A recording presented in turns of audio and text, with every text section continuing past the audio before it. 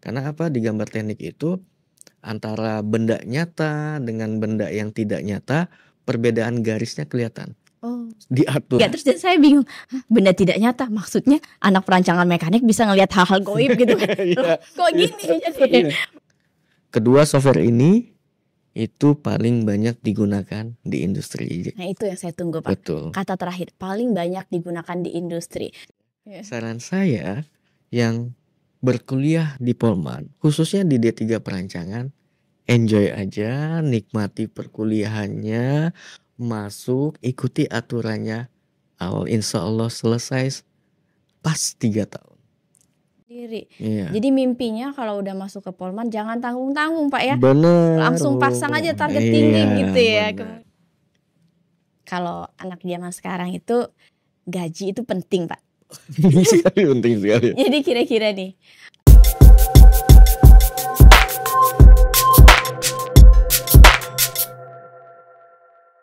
Nah Sobat Pot M tadi udah dengerin di D3 perancangan mekanik ini apa sih yang dilakuin gitu. Sekarang kita mau tanya, main karakter. Kalau anak sekarang main game itu kan ada main karakternya ya Pak. Main karakter dari mahasiswa D3 perancangan mekanik nih kayak mana Pak? Terus kemudian tadi kan ada presisinya, terus ada gambarnya. Apakah memang harus anak yang pinter gambar atau memang pinter banget atau yang seperti apa gitu Pak? Oke. Jadi kalau untuk yang D3 perancangan mekanik itu saya sih lebih melihatnya mahasiswanya tuh yang memiliki kreativitas Bu. Gitu kan. Kreativitas. Menggambar itu kan skill Bu. Bisa dilatih. Ya. Kalau kreativitas enggak, itu bukan skill. Jadi dia udah ada di bakat ya, bisa dibilang bakat. Dia bakatnya kreatif. Dia melihat sesuatu benda tuh bukan dari sisi orang normal kadang gitu. Jadi saya bisa bilang, jadi di angkatan saya lah pada masa itu Bu ya. Pada masa itu jadi setiap mahasiswa 18 orang itu dia memiliki ide dan konsepnya berbeda-beda. Misal saya maunya prinsip kerjanya vertikal. Nanti yang temannya lainnya pas tak lihat, loh kok beda ya? Kok dia lebih simpel ya gitu. Yang satunya lagi ternyata ada lagi lebih simpel. Jadi anak-anak perancangan main karakternya tuh harus kreatif. Gitu. Dia memiliki kreativitas yang tinggi, terus memiliki ketahanan yang lumayan Bu. Karena apa? Dalam proses penggambaran kan butuh kesabaran tingkat tinggi. Jadi harus tenang gitu kan. Terus sekali proses penggambaran gak bisa langsung jadi. Seiring berjalan waktu dilihat lagi gambarkan, oh ini gak pas nih, harusnya kayak gini-gini lagi. Kok ada yang kurang ya, apa ya. Nah, jadi main karakternya itu menurut saya. Jadi kreativitas, terus dia harus punya ketahanan yang endurance ya. Durability ya gitu kan. Dia harus kuat. Jadi ini nggak ada hubungannya dengan background sebelumnya. Jadi kayak misalkan entah itu bahasa ataupun misalnya jurusan bahasa atau IPA IPS kalau saya zaman dulu ya Pak ya. Ataupun misalnya teman-teman di sini dari SMK jurusan tertentu dan kemudian menemukan passionnya di perancangan mekanik bisa aja sebenarnya Pak ya. Karena yang dibutuhkan adalah kreativitas dan ketahanan ya. Kayaknya kalau ketahanan mental tuh terlatih sih Pak ya. Jadi, nah Sobat Pot M, kita penasaran nih ya. Kemudian kalau misalnya tadi kita cerita nih Pak, nggak hanya ada teori tapi banyak prakteknya. Kira-kira prakteknya itu seperti apa Pak? Berarti masuk ke laboratorium kah atau seperti apa? Iya betul. Jadi kita punya di Polman Babel ini punya 2 lab. Lab yang pertama itu lab studio gambar, kemudian yang kedua itu lab CAD. Lab studio gambar ini untuk mahasiswa melatih feel dalam proses penggambaran secara manual.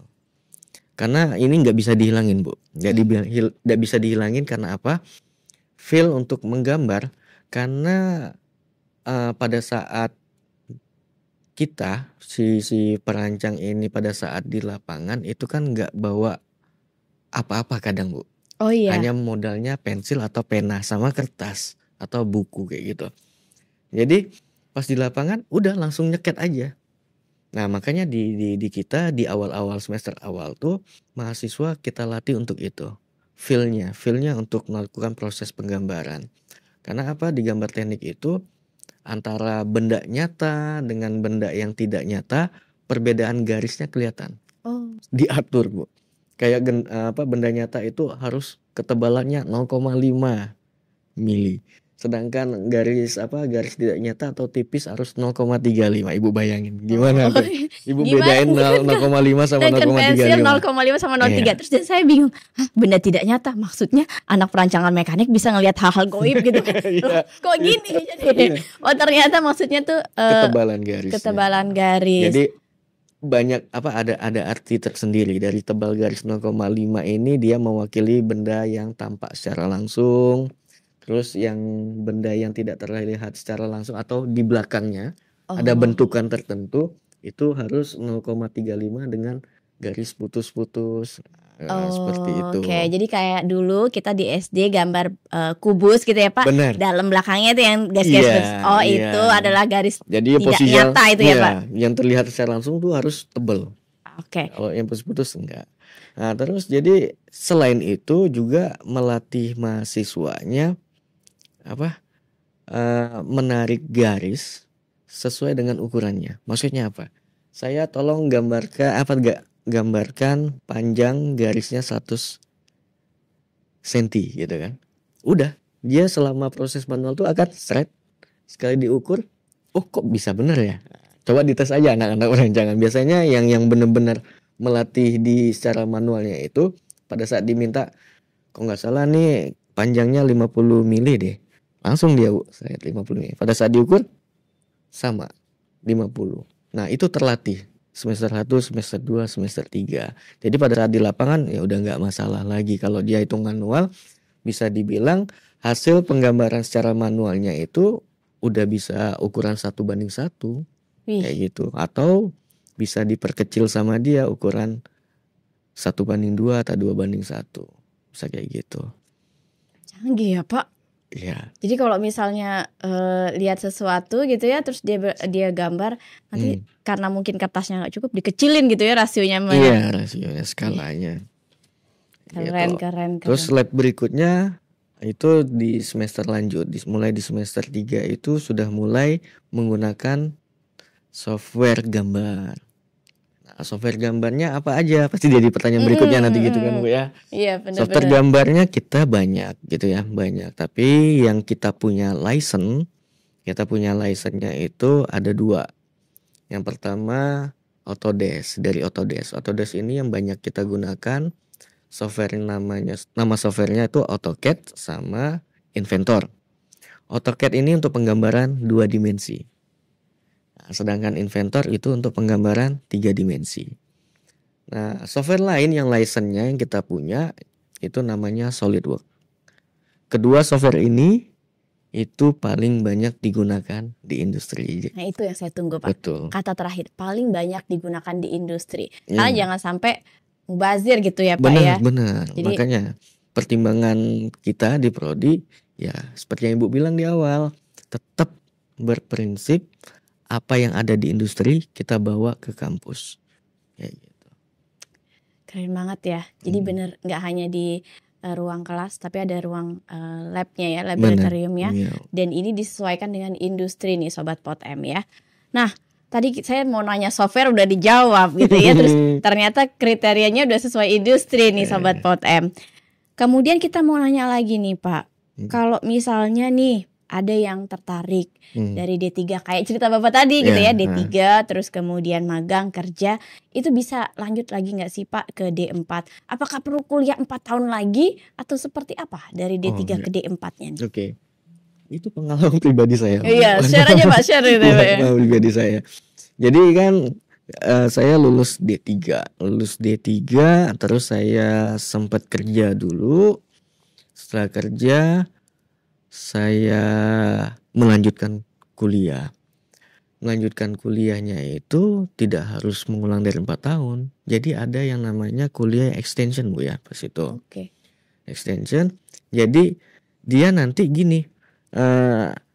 kuliahnya itu pada saat pengalaman saya pribadi kemarin, jadi akan dilihat mata kuliah yang ada di semester 3 terhadap program D4 yang akan kita ambil itu, ada beberapa mata kuliah yang tidak perlu diambil lagi.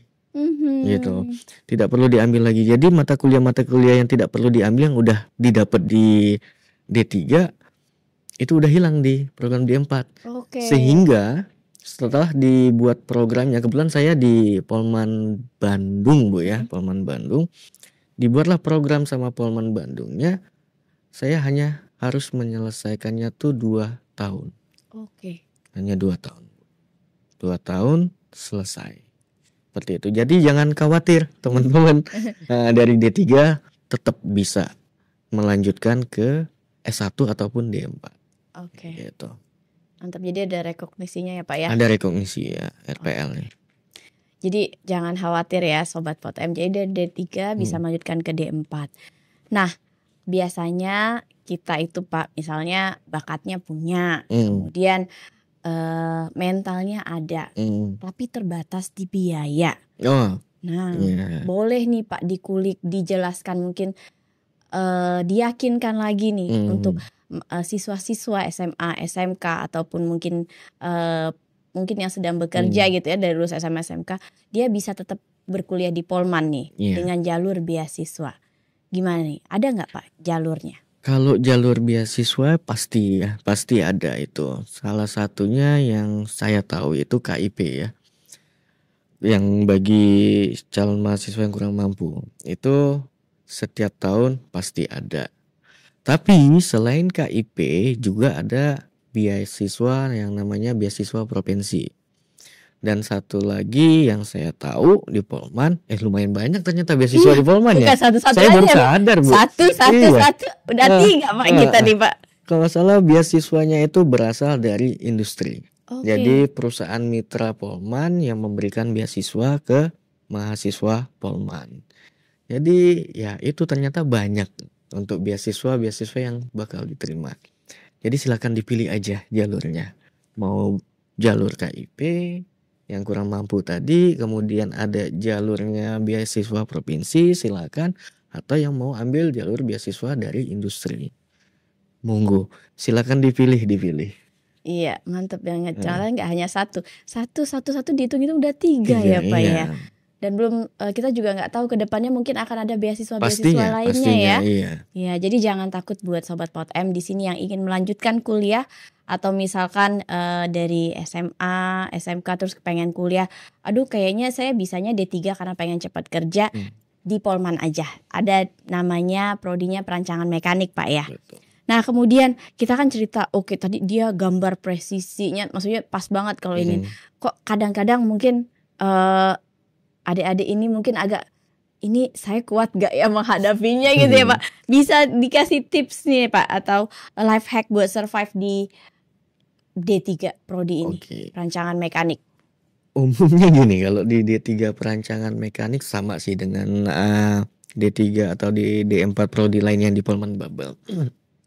Saya tuh selalu bilang Polman Babel itu tidak pernah menDO-kan mahasiswanya. Yang membuat dia statusnya mengulang, percobaan, cuti akademik, atau sampai yang tadi kalimat tanda kutip DO tadi, mahasiswanya yang buat. Dan itu bukan karena akademiknya. Jadi selama saya sebagai pengajar atau pendidik di Polman Babel, saya merhatikannya persentase mahasiswa yang membuat dia sampai ter-DO itu karena kedisiplinannya, bukan karena akademiknya. Gitu. Jadi saran saya gitu ya. Saran saya yang berkuliah di Polman, khususnya di D3 perancangan, enjoy aja, nikmati perkuliahannya, masuk, ikuti aturannya. Insya Allah selesai pas 3 tahun. Seperti itu. Tidak ada yang berbeda dengan yang lainnya. Jadi sebenarnya balik lagi ke disiplinan ya Pak. Betul. Kayaknya kalau disiplin itu udah harga mati kalau kita mau bekerja. Benar. Mau kuliah apapun itu atau mau bekerja dimanapun, disiplin itu adalah kunci utama ya Pak Iya, ya. betul sekali. Oke, baik. Jadi tipsnya adalah disiplin ya Dek ya, gitu ya. Oke, kemudian kita lanjut nih. Kalau misalnya teman-teman ataupun adik-adik siswa di sini sudah berkuliah di Polman, kan pasti tadi pengen tahu magang gitu ya Pak. Iya. Kemudian karir selanjutnya seperti apa. Iya. Nah, mungkin Bapak bisa kisah atau berkisah gitu ya, menceritakan gitu ya tentang magang ini sendiri gitu ya, gimana atau di semester berapa dan berapa lama dan kemana aja gitu. Oke. Terkait magang ya, kalau magang di Polman Babel ataupun di D3 Perancangan Mekanik itu diprogramkan di semester 5 gitu ya. Semester 5 dan itu full satu semester. Full satu semester. Tempatnya boleh di dalam arti boleh di dalam ini ya di Kepulauan Bangka Belitung, boleh di luar, dan boleh juga di luarnya itu di luar Pulau Bangka Belitung, dan boleh di luarnya Indonesia, dalam arti di luar negeri. Dipersilakan. Itu disiapkan fasilitasnya oleh Polman. Jalurnya tinggal si mahasiswanya mau ambil apa tidak. Karena Polman pasti menyiapkan perusahaan-perusahaan atau mitra-mitra Polman Babel untuk menerima mahasiswa Polman Babel yang akan magang. Seperti itu Bu. Jadi jangan khawatir bingung, saya mau magang di mana ya gitu kan. Perusahaannya perusahaan apa ya. Jangan khawatir. Polman Babel punya listnya, tinggal dipilih pada saat nanti semester 5.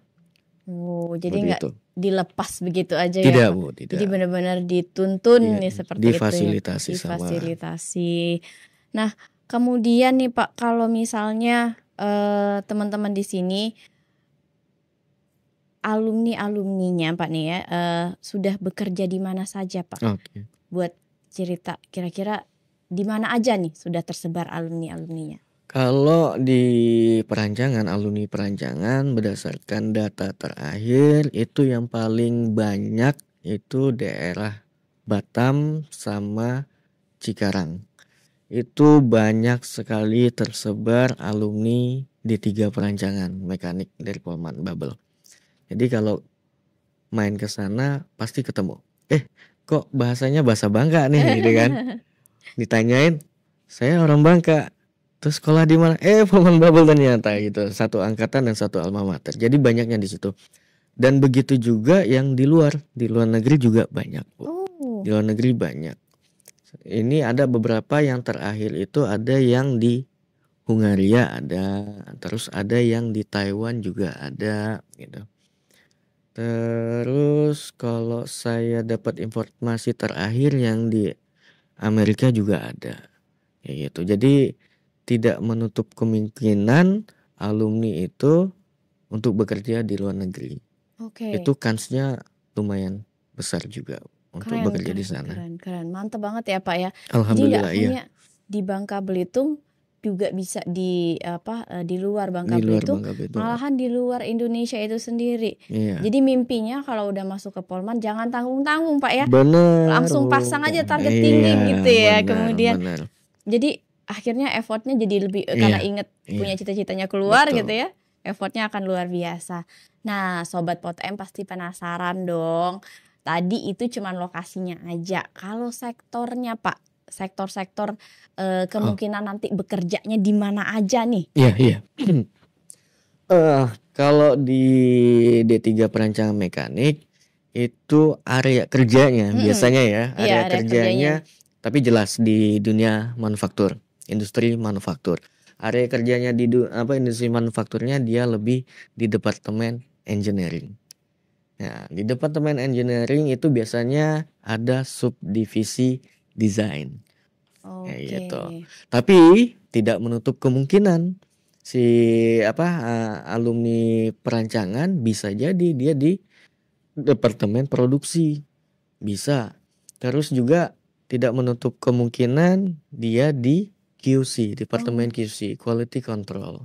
Karena apa? Mereka juga dibekali untuk quality control. Gimana cara pengecekan komponen yang sudah diproduksi, kemudian diambil rata-ratanya, ini kategori reject atau tidak rejectnya, itu udah dibekalin. Jadi tidak menutup kemungkinan bisa di departemen yang lainnya. Tapi core-nya biasanya di departemen engineering-nya. Oke, jadi sebenarnya luas ya Pak ya. Iya. Dan banyak banget perusahaan-perusahaan yang ada di Indonesia yang bergerak sesuai sektor tersebut, industri-industri manufakturnya ya Pak. Betul. Oke, nah kemudian nih Pak, belakangan ini nih, ada nggak nih prestasi-prestasi mahasiswa di program studi ini nih, yang mungkin akademik ataupun non akademik? Oke, banyak Bu. Oh banyak ya. ya. Jadi saya nggak jangan ngomong sedikit ya, banyak. Saya lebih cenderung mungkin ke yang akademik Bu ya, karena yang akademik kita tuh selalu ikut yang namanya event nasional yang disebut dengan National CAD/CAM Competition, dan itu udah saya lupa, ini udah tahun ke-10 atau berapa saya lupa. Dan kebetulan terakhir kita sebagai penyelenggara, dan itu diikutin oleh seluruh politeknik yang ada di Indonesia. Kebetulan kemarin tuh sekitar 28 politeknik yang ikut, mulai dari babak penyisihan sampai dengan babak finalnya. Dan kita terakhir mendapat 3 kategori sebagai juara 1 dan 2. Jadi 2 kategori sebagai juara 1 dan 1 kategori sebagai juara 2 di National CAD/CAM. Karena di National CAD/CAM tuh ada 4 kategori. Kita 3 udah nyebet juara. Nah, di tahun sebelumnya sama. Kita tetap dapat juara juga di penyelenggaranya, seingat saya tuh di Polman Bandung. Kemudian ada di tahun-tahun sebelumnya juga kita rutin dan kita juga dapat juara.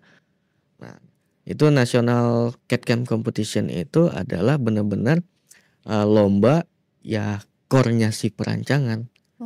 Di situ dinilainya pemahaman gambar tekniknya seperti apa, terus penggunaan software gambarnya seperti apa, itu yang dinilai. Jadi emang itu core-nya dari D3 perancangan mekanik. Keren banget, langganan ya Pak kalau kita bilang ya, jadi kita langganan juara gitu ya di kompetisi nasional. Nah, tadi kita cerita nih Pak, kalau kerja di mana, kemudian atau di perusahaan apa. Apakah teman-teman di D3 perancangan mekanik ini memungkinkan untuk membuka usaha sendiri Pak? Sangat memungkinkan. Sangat memungkinkan. Kenapa saya bilang tadi yang saya jelasin di awal. Jadi kan proses perancangan mekanik kan itu dimulai dari identifikasi masalah, kemudian pembuatan konsep, analisis dan perhitungan, kemudian dibuat prototipenya, kemudian diuji dan dievaluasi, kemudian diproduksi. Itu dia udah dapat bekal. Tahapan-tahapan ini dia udah dapat. Kalau dia tidak mau bekerja sama orang lain, dia membuka usaha sendiri.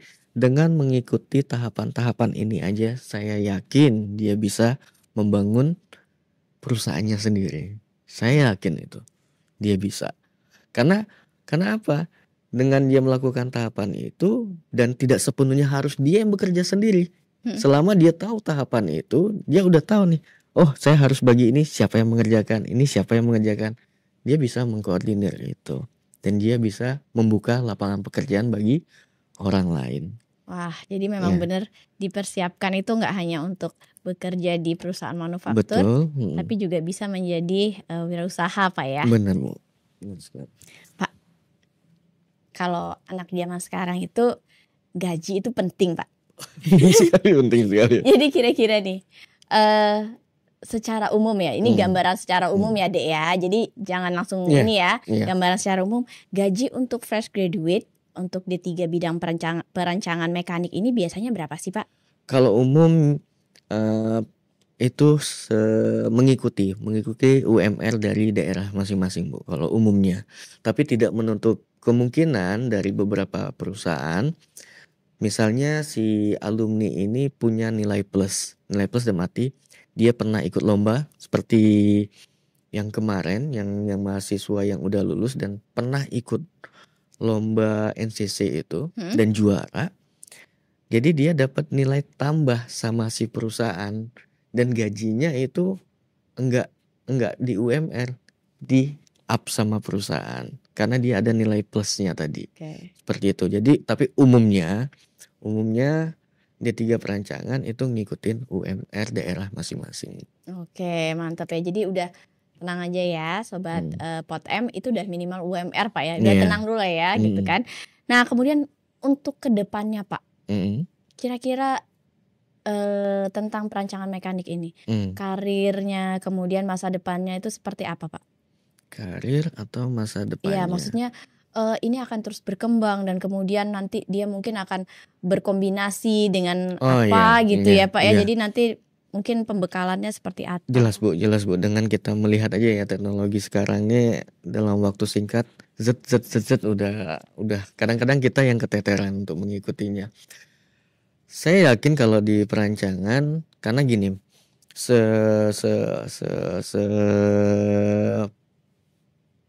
pengetahuan saya dan saya melihat memang di industri itu untuk perancangan biasanya itu kebutuhan orangnya itu minim. Karena apa? Di departemen engineering itu paling 1, 2, maksimal 5 biasanya Bu. Maksimalnya 5. Dan itu mereka menggarap dari 0 tadi. 0 tadi dalam arti identifikasi masalah sampai prototype gitu kan. Kayak gitu. Nah, kalau terkait seberapa bertahannya Bu ya, bisa kita bilang seberapa bertahannya, itu tetap bertahan dan itu akan ngeblend Bu. Ngeblend dengan prodi-prodi yang lain atau dengan kompetensi yang lain.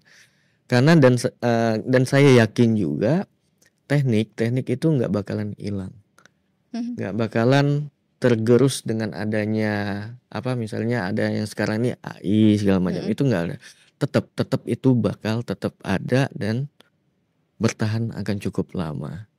Seperti itu. Jadi tenang aja gitu ya Sobat Pot M ya. Nah, kemudian mungkin juga bisa tadi terkait dengan kompetensi mungkin membekali diri ya Pak dengan kompetensi-kompetensi yang diperlukan untuk masuk ke industri. Jadi ada nilai plus lainnya ya Pak ya. Kalau misalnya nggak menang lomba-lomba gitu ya, bisa membekali dengan kompetensi lainnya.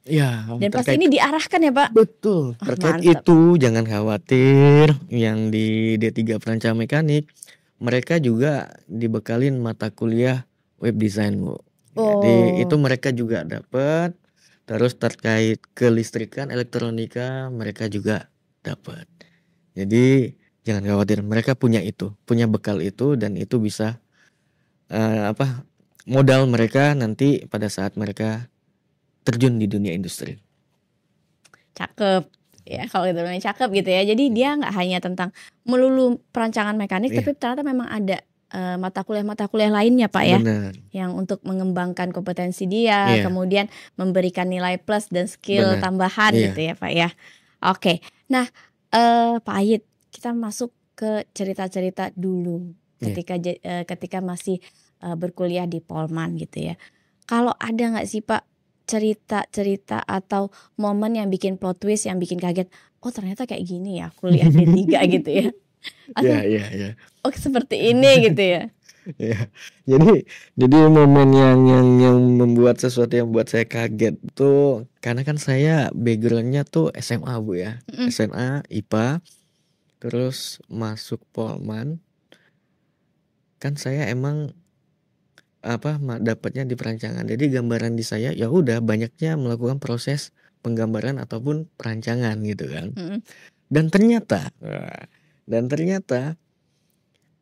di perancangan juga dibekali yang namanya proses permesinan Bu. Oh iya. Ya, proses permesinan. Jadi di semester awal tuh mahasiswa perancangan dapat praktiknya di bengkel. Bengkel. Waduh, kata saya. Masuk bengkel ini Pak? Saya seumur-umur baru ini nih masuk bengkel gitu kan. Masuk bengkel yang layoutnya kayak industri gitu Bu ya. Layoutnya seperti industri, di situ semua mesin ada, mesin permesinan ada. Dan yang paling bikin saya shock itu ada satu praktek yang benar-benar konvensional, namanya kerja bangku. Kira-kira bayangan ibu apa, Bu? Bikin kursi, Pak. Bukan. Apa itu? Jadi kerja bangku. Oh, kerja baku ya? Bangku. Aku bikin bangku, Pak. Bener, bangku. Kerja bangku. Jadi saya mikirnya, ini ngapain ya? Jadi kita kemarin tuh dikasih material logam dengan ukuran tertentu segi 4, kemudian dibekalin sama kikir, Bu. Oke. Kikir, yang Bu, kecil itu, Pak? Kikir ada yang kecil ya. Iya. Jadi kikir, kemudian diinstruksikan silakan sisi bagian atas dikikir. Dan itu bulan puasa, Bu. Masya Allah. Bulan puasa. Waduh, sanggup nggak ini gitu kan? Sanggup nggak ini? Tapi dengan yang itu tadi, karena nggak dari SMA, nggak dari SMK, kan itu gabung semua kita kan. Karena lingkungannya tuh bersahabat gitu kan. Ditambah kalau zaman dulu bukan dosen, instruktur. Nah, instrukturnya tuh bukan kayak apa, gapnya jauh, enggak, Bu. Jadi mereka merangkul seolah-olah kayak temen gitu. Jadi semua yang saya alami yang buat saya kaget, saya harus ngikir di bulan puasa gitu kan. Dan itu bukan satu sisi, saya harus diselesaikan dalam waktu 1 minggu. Ini nilai saya berapa kalau saya melakukan ini gitu kan. Tapi dengan support si pengajarnya, terus teman-teman juga itu ternyata saya dari SMA bisa melaluinya. Dan nilainya juga alhamdulillah, Bu. Walaupun dapat B, itu udah suatu kebanggaan bagi saya yang berawal dari SMA gitu kan, yang tidak dapat pengalaman ini sebelumnya, itu udah suatu kebanggaan bagi saya. Gitu. Itu yang membuat saya kaget di awal masuk Polman. Iya, ternyata banyak skill lain ya Pak yang di luar itu. Dan alhamdulillahnya kepake gitu ya Pak. Kepake, Bu, kepake. Melatih kesabaran ternyata gitu. Itu melatih kesabaran ternyata. Dan saya mikir logam. Kayaknya kalau anak sekarang mikirnya digosrok-gosrok gitu Pak. Iya, pakai gerinda kan, Bu, mikiran ada mesin gerinda, kita tinggal ini manual, secara manual. Oh, jadi gerak gitu. Iya, gerak tangan. Luar biasa. Pak, kasih satu alasan no debat buat anak-anak yang masih bingung kenapa harus milih D3 perancangan mekanik. Oke, alasannya. Pamungkas nih Pak. Alasan pamungkas kenapa milih? Sebenarnya gini, Bu. Jadi saya lebih, ini udah yang terakhir ya. Iya. Jadi saya mikirnya gini. Sebenarnya yang teman-teman yang ada di SMA ataupun SMK yang bakal lulus gitu kan, dan mau menentukan saya harus kuliah di mana, saya sih lebih mengarahkan coba kenali dulu bakat dan minat dirinya seperti apa. Nah, kemudian kalau sudah jelas, yang kedua jangan terlalu terpengaruh oleh lingkungan. Kadang-kadang gini, Bu, saya sempat terpengaruh juga gitu kan. Karena gara-gara ya teman lah ya. Jadi teman di satu SMA, yuk kita ikut ini aja, ambil prodi ini aja, ambil jurusan ini. Saya sempat beralih loh. Saya sempat beralih mau ke teknik informatika pada saat itu. Kayaknya lebih keren teknik informatika deh gitu kan. Ngerti saya Pak. Gitu. Terus tapi seiring berjalan saya coba bulatkan tekad dengan mempertimbangkan satu dan lain hal termasuk dari minat dan bakat tadi. Ya sudah, saya ambil perancangan. Dan dengan mempertimbangkan, ya saya tidak mau terlalu membebankan orang tua tadi. Saya ambilnya D3 gitu kan. Oke, minimal saya mengurangi beban orang tua. Saya cukup ambil D3 yang lulusnya cepat dan lumayan murah tadi, Bu. Ya itu aja sih, Bu. Kenalin dulu lah bakat dan minatnya. Jangan mudah terpengaruh oleh lingkungan. Boleh jadi referensi, tapi pemutus terakhir adalah kita sendiri. Kita maunya apa? Karena itu menentukan masa depan kita, Bu ya. Oh iya, benar banget. Seperti itu, Bu. Kurang lebih seperti itu. Oke. Jadi kalau sobat Pot M di sini yang punya minat ngegambar, ngedesain, terus kemudian sering berpikir out of the box, bisa jadiin D3 perancangan mekanik ini sebagai solusi untuk perkuliahannya. Atau jadi kalau masih bingung, bisa kok kuliah di sini gitu ya. Cukup bonafit juga ya Pak ya. Iya. Oke. Nah, terima kasih sobat Pot M yang sudah mendengarkan sampai akhir cerita kita hari ini seputar informasi dunia kampus maupun dunia pendidikan. Nah, sobat Pot M, untuk yang terakhir, kalau tertarik bergabung bersama Polman Bubble, kuliah mau di D3 perancangan mekanik ini, jangan lupa untuk mengunjungi website kita di pmb.polmanbubble.ac.id ya. Dan kemudian ikuti juga sosial media kita, ada TikTok, Instagram, dan Facebook juga ya Sobat Pot M. Sampai jumpa di next episode.